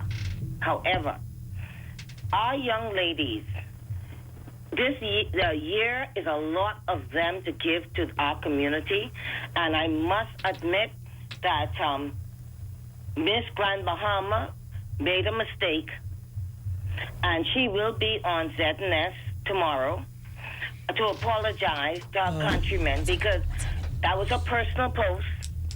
It was nothing official. However, this is why we're training our young people. Miss Gao. Yes. But you don't find anything wrong And I understand about the mistake, and boy, many times we make missteps and the rest of that. But the point about it is for her to go on, personal post or not, it could be a flyer that's on the street someplace like this, personal post or not, for her to go and basically insult the crown that she is wearing and the country and the flag of that crown, and yes, and say that basically, listen, I am not proud to even represent what this crown stands for, which is the Bahamas. No, Shanique. You don't feel as though, so there is no Miss Gow, there is no question, there is no punishment at all for this lady. She's going to go and apologize officially to the country, and that's it. She was reacting to a lot of different things that occurred. I must admit, I fault her for going public because we have a PR committee and we know what we're going to do. However, what is going on in this country right now is we have the former Miss Grand Bahama, the new Miss Grand Bahama. We have young people attacking each other, and we don't want that. So is this a political thing? Is this a political thing while she was chosen? Because now this sounds like the pageant is all for this. I'm very confused about this. And we want to know if you, Ms. Gow, are born in a Bahamian. country, and her name is no different from anybody's name. I was Miss Commonwealth, first runner-up, 1990. My father is a Jamaican. What? I have been an outcast in my Bahamas. Miss Gow. So don't go there with me. Miss Gow, one second. No. Miss Gow, what I'm asking is this. You are of Jamaican heritage. You never went while you competed in a pageant years ago. You were proud to represent officially the Bahamas, but not hiding on the fact that you were also Jamaican. Nobody disputed that. But for this lady to go out there, having won the crown, and now go out there and be so blatant in her disrespect and disregard for the country she represents and the flag that crown belongs to, you just figure that she is just going to be given a second chance. No, because you don't want to just you don't want to stir the waters. I have a 17-year-old who has to represent Miss Grand Bahama Beauty Pageant for a whole 12 months, who is under the spotlight. She's now a public servant. She made a misstep. She misspoken, and we have to culturize her. We have to educate her. That's our job as a committee. Okay? She did not understand the wavelength of what she was about to say. However, now she understands as a public figure how missteps cost you a lot. Ms. Gow, you are very right. Well, you said you're going to culturize her. I know the country would be very interested in knowing exactly what you mean when you say you're going to culturize her, because I know she knows no other country. This is the country of her birth, and this is the country she's grown up in. So this is the country of her birth. When she goes out there, she's Miss Grand Bahama. She's representing Miss Grand Bahama. She's going to represent the Bahamas. She honestly... She can represent the Bahamas. Listen, let me tell you something. Ms. Gow, I am not 50 yet. Yes. And I see all the people in that room, I adore. Okay? Yes. I adore and respect. But if I was 16, 17, I can make mistakes. Okay? Now, social media, we realize, is wrong. I am still paying for the fact that my father was 50% Jamaican. I am 100% Bahamian. My mother is from Auckland. My grandfather is from Cat Island. Ms. Gow, this sounds like a whole deeper issue. I would love for you... a deeper issue, Shanique. We have to culturize our country. And that is why, Ms. Gow, listen to this. Ms. Gow, I would love for you and your queen to, this next week, whichever is good within this month, to come on the show, please. I'm not sure if you're still there. I know we have been trying to... Margaret has been sending me to a break for the last 5 minutes. Ms. Gow, if you can hear me, it sounds like you're gone. I'm not gone. Oh, and you know, whenever you want me, Shanique, I will be there. But I can tell you, Miss Grand Bahama is 100% Bahamian. I want you next Tuesday, Ms. Gow. You want Miss Grand Bahama, please. Okay. That's not. You coming to Grand Bahama? No, but Jesus. Miss Squaw, I figure you and the organization could fly here. Oh, no, child. We from Freeport. They ain't got no money. You got to fly to us. Well, you know what? I'll see what my bosses say about that. But the people are very, very interesting. Very. Well, hold on. Miss Gow, hold on. You ain't get this. Miss Gow, you can get what you asked for. My boss just say, if I get to Grand Bahama, would you come on the show? I will come on the show with Miss Grand Bahama. Hold on, Miss Gow. Hold on. We're going to get your phone contact during the break. We're going to stop and take this break right now. Yes. Fine. So hold on, please. Hold on. Yes. Okay. All right. Thank you, darling. Stay exactly where you are. The conversation comes back right after this.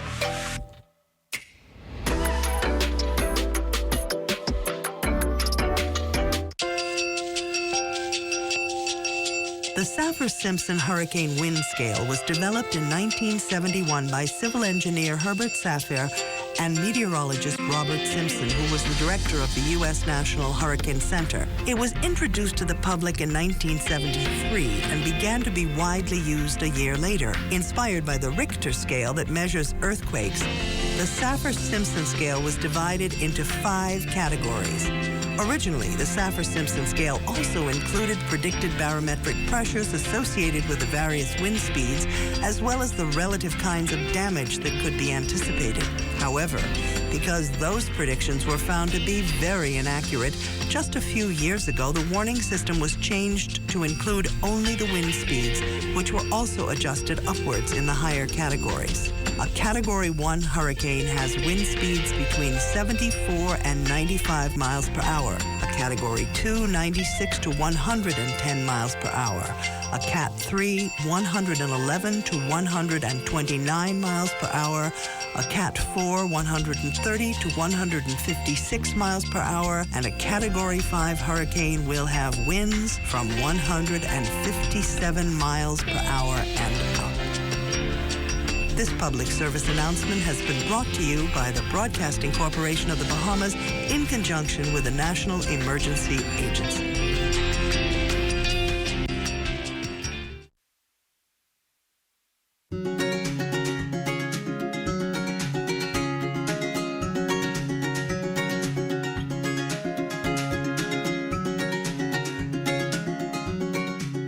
It's a part of all our lives.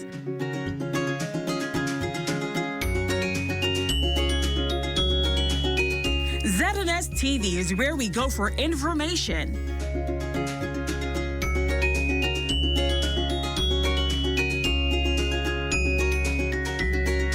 entertainment, and enjoyment. ZNS is there with something for everyone. Kids, lunch is ready.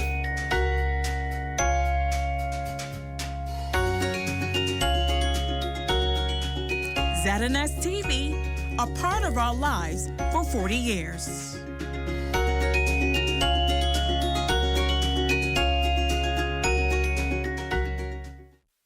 ZNS is everywhere you are when you download the new ZNS app.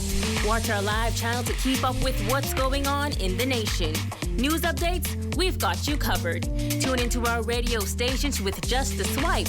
On the road, on the go, we're here with you. Available for download on the App Store and the Google Play Store. One of the things with Ill Ability's mission is to empower individuals to live life with limitless possibilities through positive interactions within communities worldwide.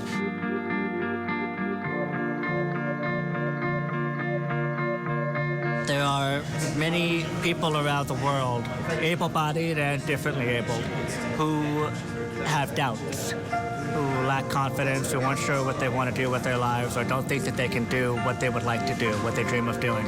And we try to show them that if you have a dream and you stop making excuses for yourself as to why you cannot or should not pursue your dream or your passion, then there are no limits to what you can achieve. Like when someone sees my dance, I want them to see that message that no matter what obstacles they're faced with, they can always find a way to do it their own way.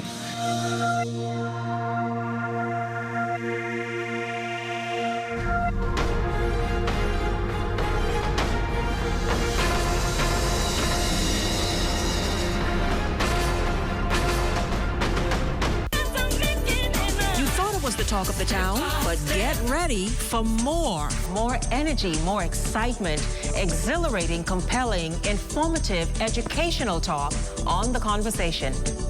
I'm Shanique Miller. Pull up a chair with a cup of tea and join me weekdays at 4 on Radio Bahamas, 1540 AM, 104.5 FM, and The Light, 810 AM for The Conversation. I'm excited to have you around the table.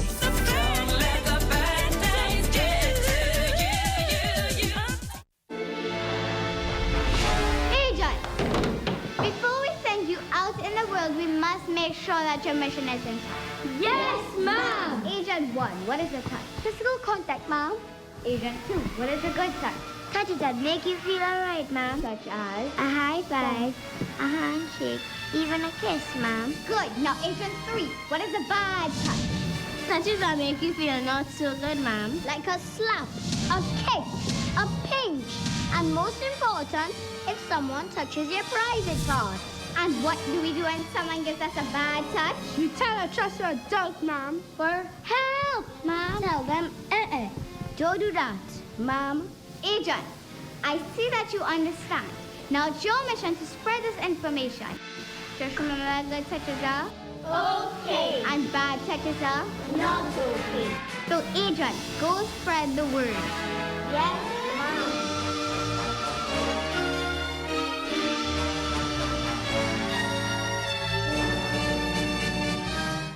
Hey Bahamas, what's up?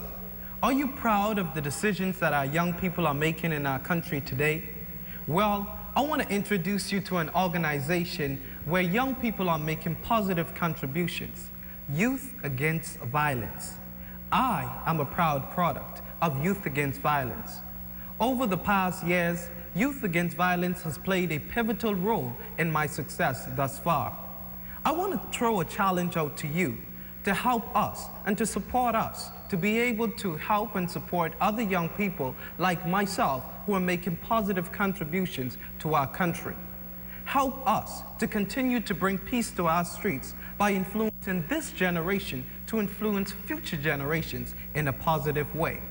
I am a proud product of Youth Against Violence. I am Travis Robinson, and I endorse this message.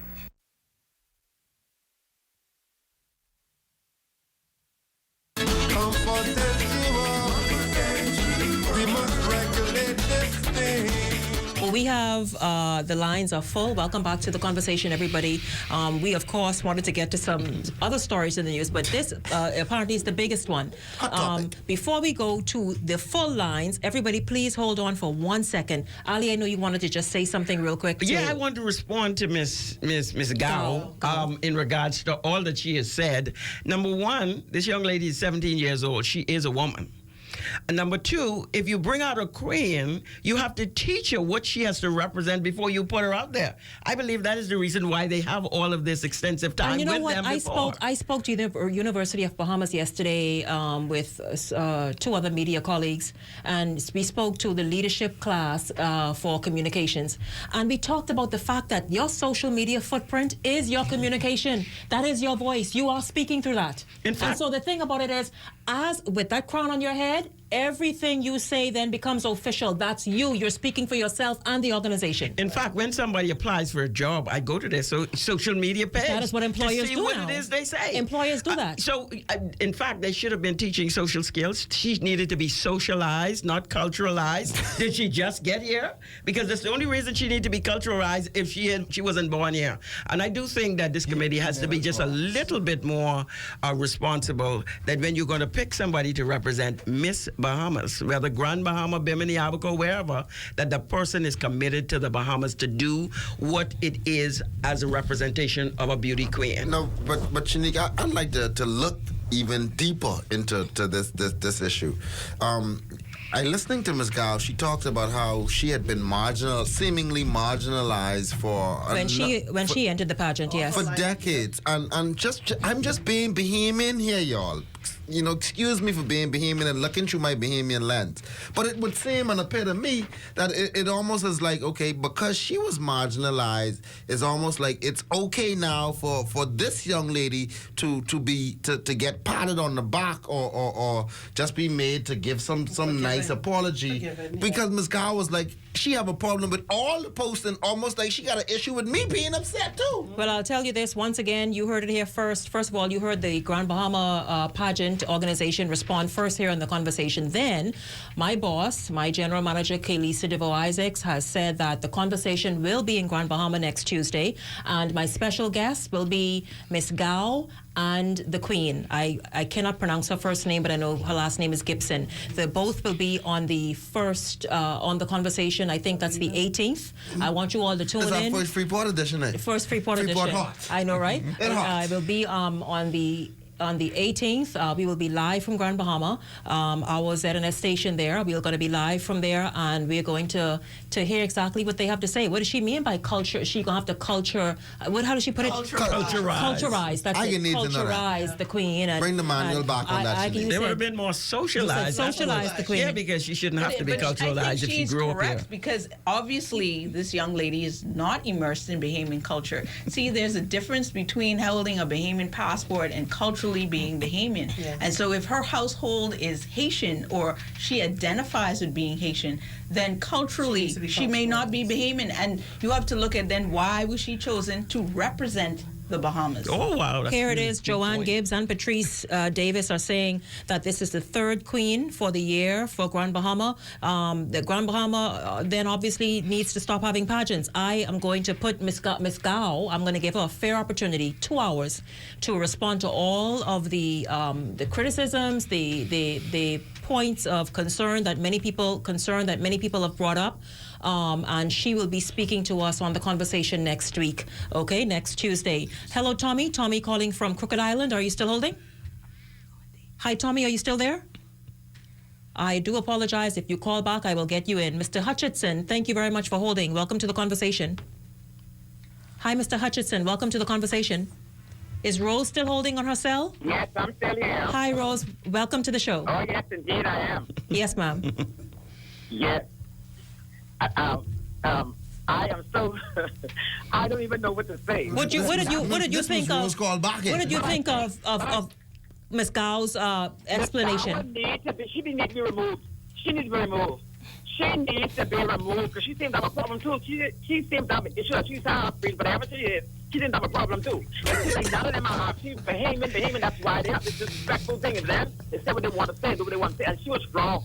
17, 18, 19, or 20, she going on her Facebook and she said these things. She was almost wrong, and she should not have done that, and she did it. She should be stripped out of that crown, and I would like to strip myself. She needs to be stripped from that crown, because she's not for the Bahamas. And if she can open her mouth like that, you can imagine her going off for another mouth about the Bahamas, because that's bad. She makes me look like a tree. So she needs to get away. She needs to go. She needs to get out. So Rose, she needs to be gone. So Rose, you have an issue with the Queen and the committee man. That's right. I wonder why she could have been that too, because like all of us are that.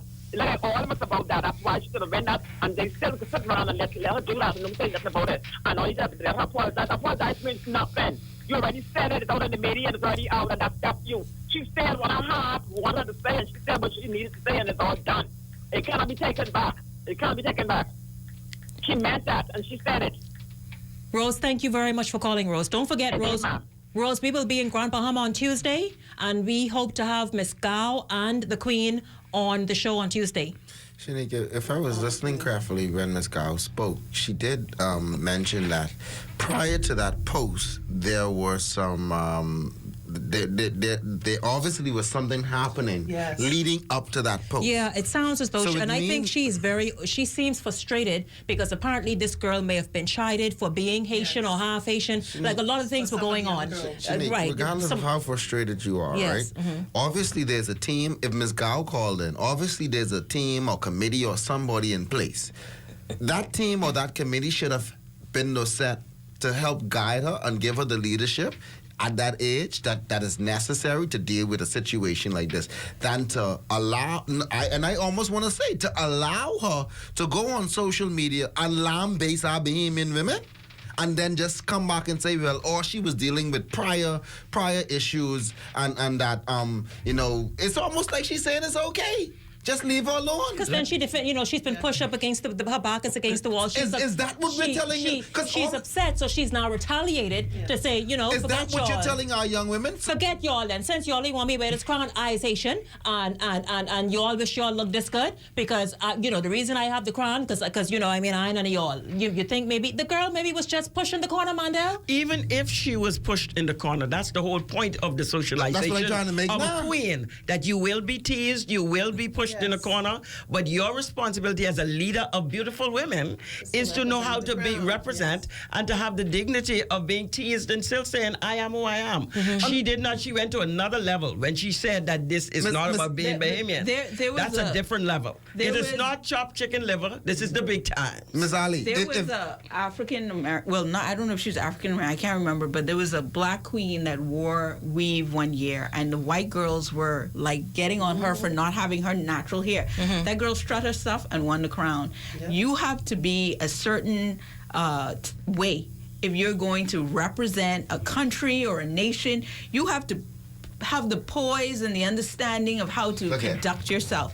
What is in a man's heart comes out. Yes. And I consider any kind of Freudian slip, your heart, your mind, your soul, it comes out. So that was within her. She might have been going through some things, but they should have dealt with it as a pageant, or they should have decided maybe she's not the best person to represent us because there's all of these things that you have to be very strategic when you pick a queen. And I think that's why we don't do well in pageants. You have to be very strategic. It's not just about beauty or smarts, but you have to put someone who you feel best represents the country. And so if she comes with those kind of issues, maybe she was not the best choice. I totally agree with you because you don't want to have this now going on. This takes away from her winning a beautiful crown to do a great job and represent the country. Where do we go? Tommy, thank you so much for calling back and holding on. Thanks for calling from Crooked Island today. Good afternoon. Hi, sir. Yes, sir. Yes, ma'am. A person walk up to me and slap the devil out of me and tell him and apologize, and I accept that. I look at myself as being an idiot. What I'm saying is the pageant need to do more in-depth vetting process for these people who apply for these posts. And all these beautiful, gorgeous, lovely baby women we have in the Bahamas, what part of our bodies you talking about? Underfoot where the sun don't shine? Well, Tommy, I'll tell you this. When the queen can only be crowned from the ladies who enter. So the Bahamas might have a lot of beautiful women, as you put it, but, she was one of the people that entered and others, and so they chose the best representative from that bunch. Where else do we go, Margaret? Who do we go to next? Miss Marshall, thanks for holding. Welcome to the conversation. Hi, how are you doing? Good, thank you. Good. I'm calling to express my deepest I'm saddened of the conversation that happened with Ms. Gao. I think that's her name, the chairman that called earlier. Yes, ma'am. It was so disappointing that they're not even apologetic as to what is happening. As a fellow Grand Bahamian myself. So you don't, Ms. Marshall, you don't think she has a reason to be defensive given the explanation she gave? I think Ms. Gao and the Miss Grand Bahama needs to be taught that the greatest revenge is success.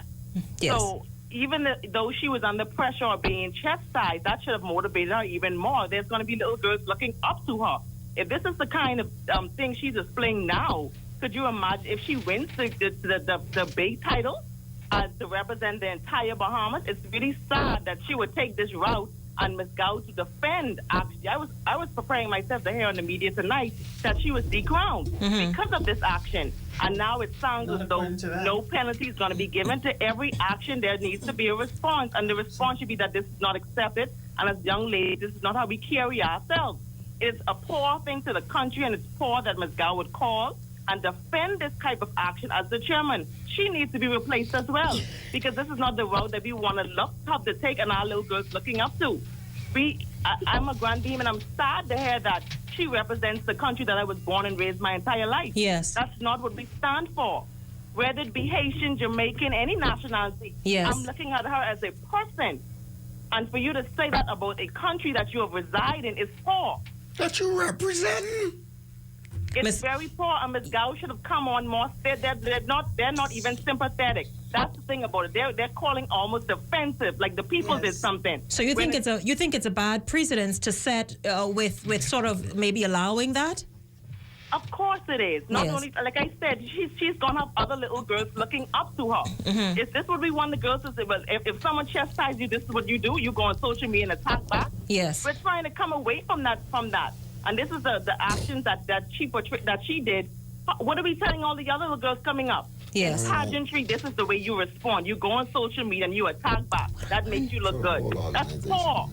She should be decrowned. I'm sure there's other options. There was a runner-up who needs to take the crown and represent Grand Bahama the way it needs to be represented in the pageant.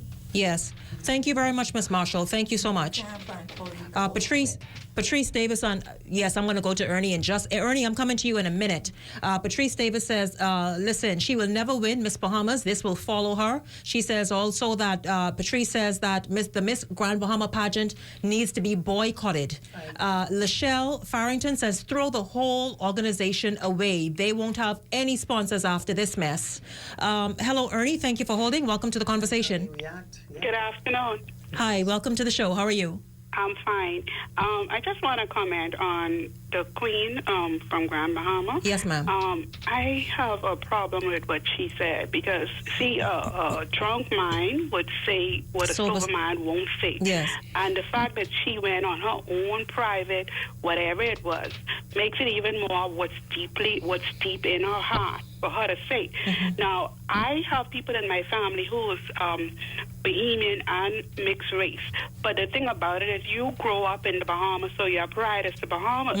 Then you represent the Bahamas. So if you deep down inside say to yourself, well, hold on now, I'm more for the Haitian part of where I come from, then you should have gone in the Haitian pageant. You're saying exactly what's in your heart. An apology, yes, apologize, but at the same time, I don't think she needs to represent us as a people because deep down inside, she don't feel like she's one of us. So I think I wouldn't go as far as to say kick her out of the country, but I think she needs to be stripped of that title. So you are calling from Grand Bahama. Has this news spread to much of the community there as yet? I didn't hear it other than from your show. I just heard yesterday that there was a new queen, but I didn't hear it. Like, I haven't been on social media all day, so I didn't hear it. So I imagine once this really sets in, it'll be interesting to hear what, most of Grand Bahama thinks. Yeah, and I don't agree with Ms. Gao because guess what? There are a lot of people in Grand Bahama who have other nationalities in their bloodline, and I'm sure they would be offended as well. They had a queen whose last name was Pierre, I think either a year or two ago. And everybody was saying, oh, is this a Bahamian, is this a Bahamian? But nothing came out of that as to what this young lady is saying. And if you're so defensive about the fact that you have Haitian in your background, then you shouldn't go in anything that represents the Bahamas. Get married to a foreigner and leave. You don't need to be representing us if you're so defensive that everything that is said about you, you're on the back friends, and then you're totally disregarding the Bahamian part of you altogether. That makes no sense. Yeah, absolutely. Thank you very much for sharing with us, calling in and sharing your thoughts with us from Grand Bahama today. In fact, I'll tell you this, Lachelle Farrington on the live Facebook feed says this is all over Grand Bahama and people are livid, and it's all over social media as well, as Joanne Gibbs is saying. And so many people are very, very upset about it. And so Reek says, this little shady right here. Reek says Ms. Gao needs to have a talk with Harrison Thompson because it appears as though she has a lot of hurt from her past and how she was treated.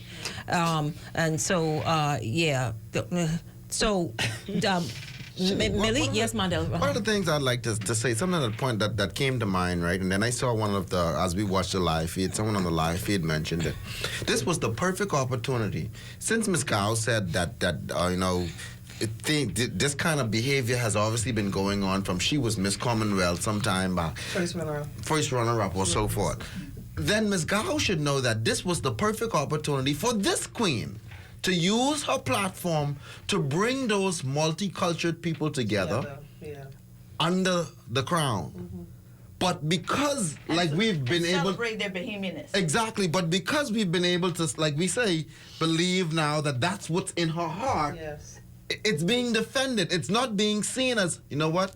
A learning moment. No, a teaching moment. That's in the words of the former Prime Minister. It's a teachable moment. Exactly. Very crispy. There you have it. And so to see that this is something that's being defended by the organization, one of the things I want to know now is what validates this organization? What is their vetting process?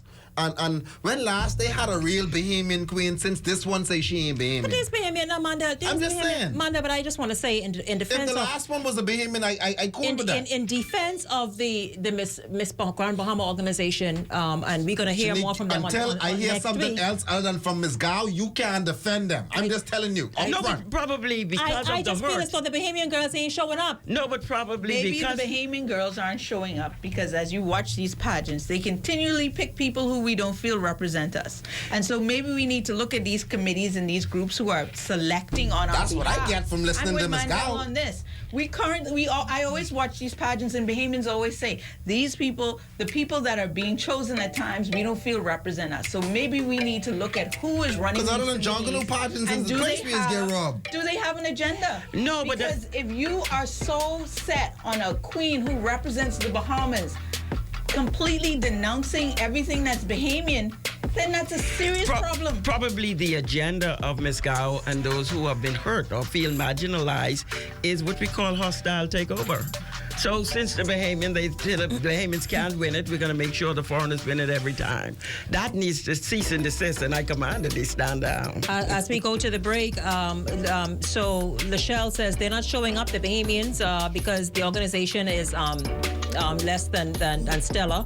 Shakira Sherman says, as a former Miss Grand Bahama, I am truly disappointed, not just in the Queen, but also in the organization. I am baffled by Mrs. Gao's statement and feel that it is in the best interest of the organization to strip this young lady of the title and the crown. Stay exactly where you are, callers. If you continue to hold, I will come to you. I will get to as many of your comments as I possibly can on the live feed as well. Stay exactly where you are. The conversation comes back right after this.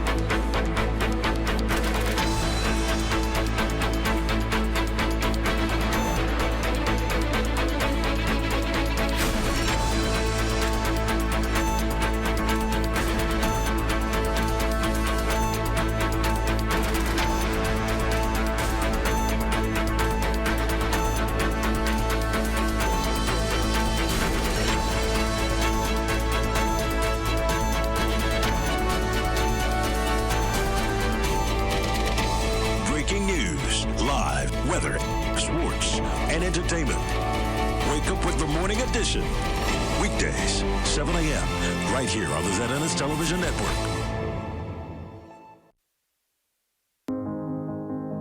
We play just like your kids. We text just like your kids. We learn. We even cook. We take selfies. We have hobbies, and we love sports.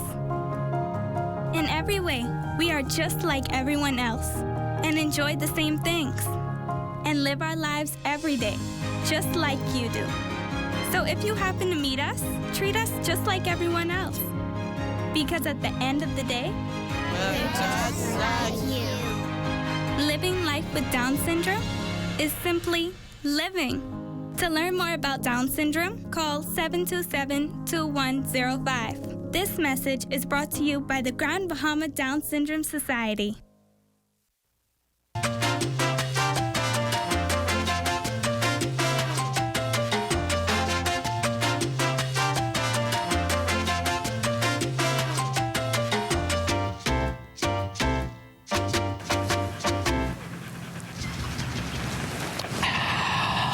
Well, what about me?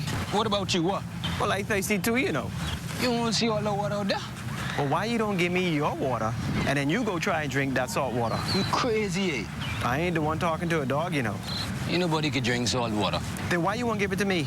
All dogs need fresh, cool water and sufficient shelter from the sun all year round, especially on the beach and during the hot summer months. Summers are very hot here in the Bahamas, so please make sure all pets have ample, cool, fresh water in proper containers and sufficient shelter from the sun, even on the beach. And make sure all dog houses and kennels have proper ventilation. Let's make it Bahamian to be humane.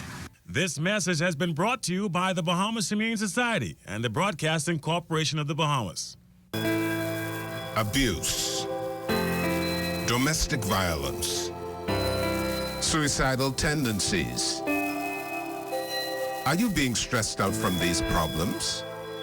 Call the national hotline at 422-2763 or 322-2763. There are trained social workers available 24 hours to help you. Know that you are not alone in this.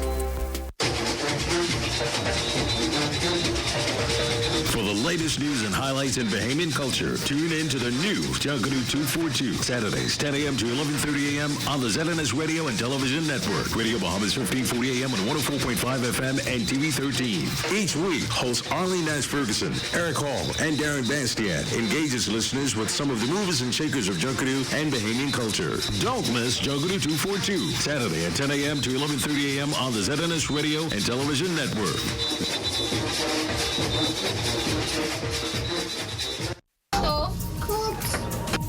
Together, they engage in a range of activities which may seem simple, but have the potential to give Sophonia the head start she needs. In terms of this program, yes, it's going on in some islands across the Caribbean, but on the wider level, clearly, how important is that whole issue of the early childhood development?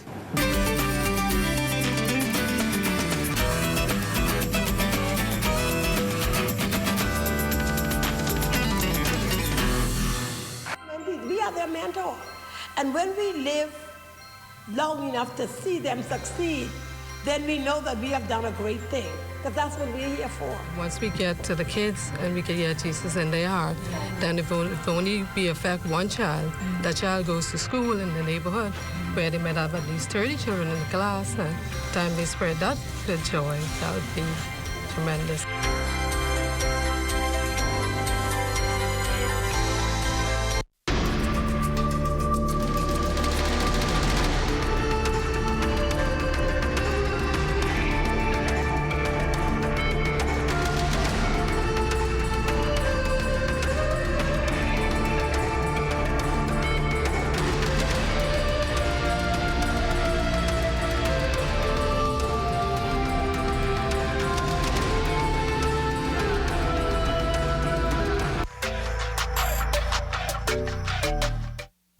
Margaret Elizabeth, thank you so much. Today's show brought to you by Ministry of Finance, Almighty Computers, Miden's Wholesale, USA Flea Market, S&M Uniforms, Money Managers, GM Appliances, and Club One Fitness Center. By the way, Dr. Marcus Cooper says, from the Medical Association of the Bahamas, says the event tomorrow is open to all healthcare professionals, but its scientific nature may be inappropriate for the general public. So it's going to be heavily scientific research and all that stuff.